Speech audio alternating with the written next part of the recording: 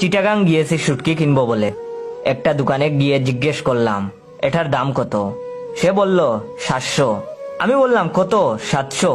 সে বলল উহু, একদম 700। আমি বললাম কত? 400। সে বলল ভাই সিম্পল কথা বুঝেন না, কাগজ কলম এনে লিখে দিতে হবে নাকি যে। বাইরে ভাই ইচ্ছে হয়েছিল শুটকি রেখে ওই কিউটের বান্দাটারে খুলে নিয়ে আমার বাড়িতে চলে আসি। শুধু চিটাগাং না, বাংলাদেশের যে প্রান্তেই যান এরকম পাবেন। তো একবার আমাদের সিলেটে আমার ঢাকার এক বন্ধু আসছিল। তো আমার এক বান্ধবী ওরে বলল আপনারে আমি বালা পাই, অন্য কেউর লগে মারতাম পারি না। তখন আমার বন্ধু আমারে বলল বুঝলাম না রে বন্ধু, প্রথম পরিচয়ে মাথামাতির কি আছে? দিনাজপুরের লোক অপরিচিতদের তুই করে বলে, কিন্তু বাক্যের শেষে যেতে আপনিতে ফিরে আসে।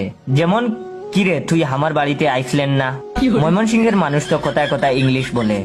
বাড়িতে গ্যাস লাইন? অন্য কেউ হয়তো হুট করে শুনলে ভাববে তার বাসার গ্যাস লাইন নিয়ে কোনো প্রশ্ন করা হচ্ছে, কিন্তু আদতে জিজ্ঞেস করা হচ্ছে বাড়ি গিয়েছিলেন।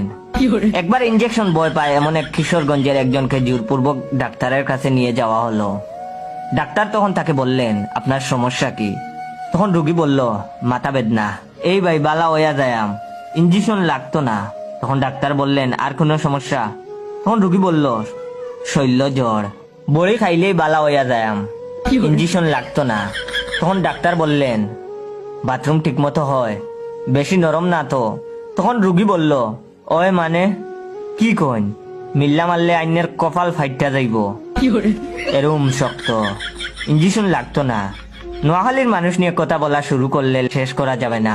সামান্য পানি তাদের কাছে হানি। মনে আছে কয়েকদিন আগে বরিশালের